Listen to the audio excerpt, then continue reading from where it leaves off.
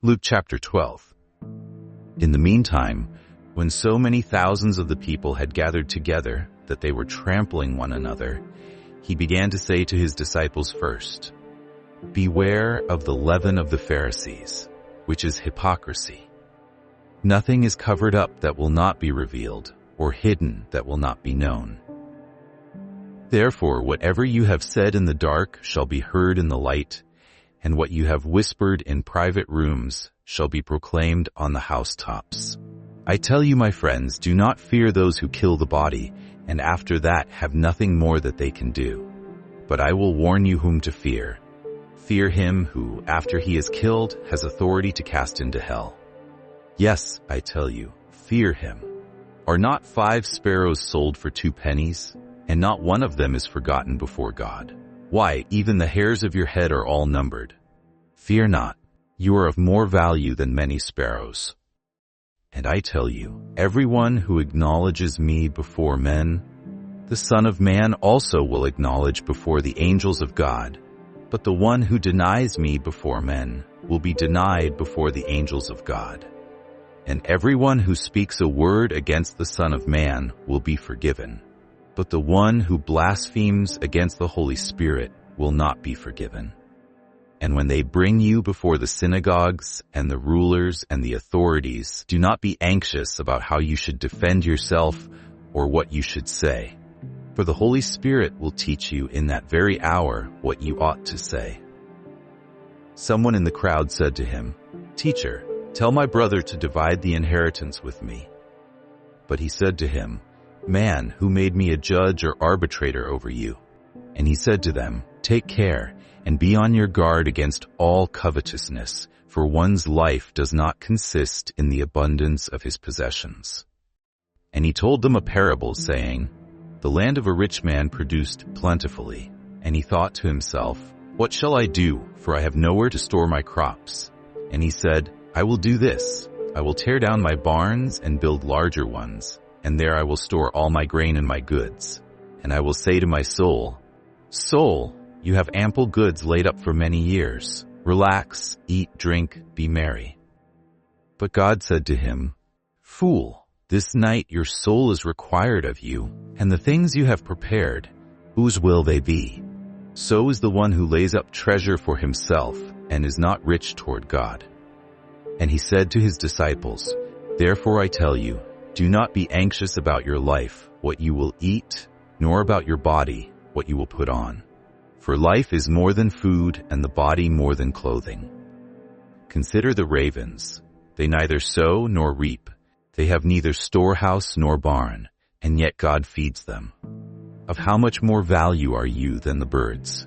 And which of you by being anxious can add a single hour to his span of life?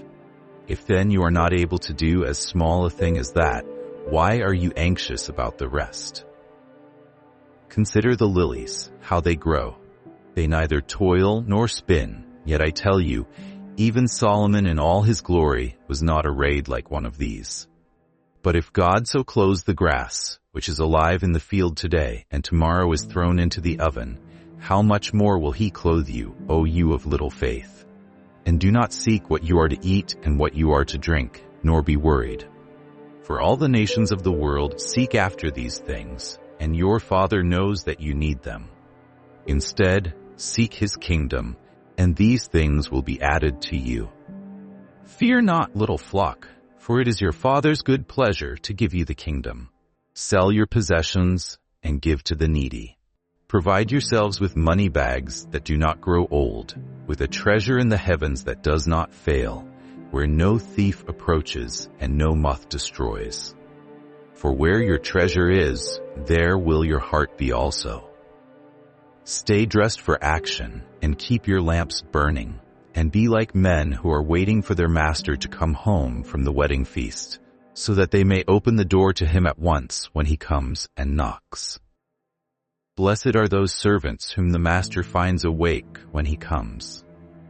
Truly I say to you, he will dress himself for service and have them recline at table, and he will come and serve them. If he comes in the second watch or in the third and finds them awake, blessed are those servants. But know this, that if the master of the house had known at what hour the thief was coming, he would not have left his house to be broken into. You also must be ready, for the Son of Man is coming at an hour you do not expect." Peter said, "Lord, are you telling this parable for us or for all?"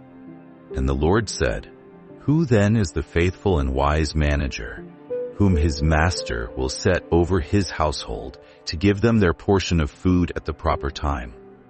Blessed is that servant whom his master will find so doing when he comes. Truly I say to you, he will set him over all his possessions. But if that servant says to himself, 'My master is delayed in coming,' and begins to beat the male and female servants, and to eat and drink and get drunk, the master of that servant will come on a day when he does not expect him, and at an hour he does not know, and will cut him in pieces and put him with the unfaithful. And that servant who knew his master's will, but did not get ready or act according to his will receive a severe beating. But the one who did not know and did what deserved a beating will receive a light beating. Everyone to whom much was given, of him much will be required, and from him to whom they entrusted much, they will demand the more. I came to cast fire on the earth, and would that it were already kindled. I have a baptism to be baptized with, and how great is my distress until it is accomplished. Do you think that I have come to give peace on earth?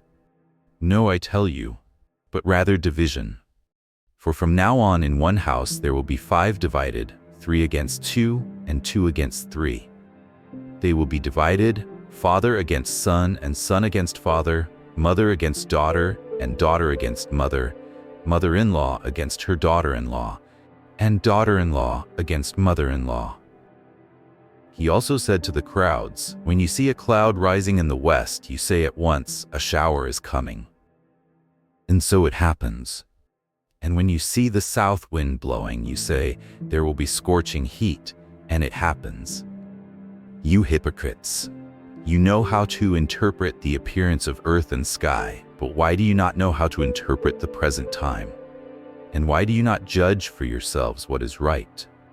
As you go with your accuser before the magistrate, make an effort to settle with him on the way, lest he drag you to the judge, and the judge hand you over to the officer, and the officer put you in prison.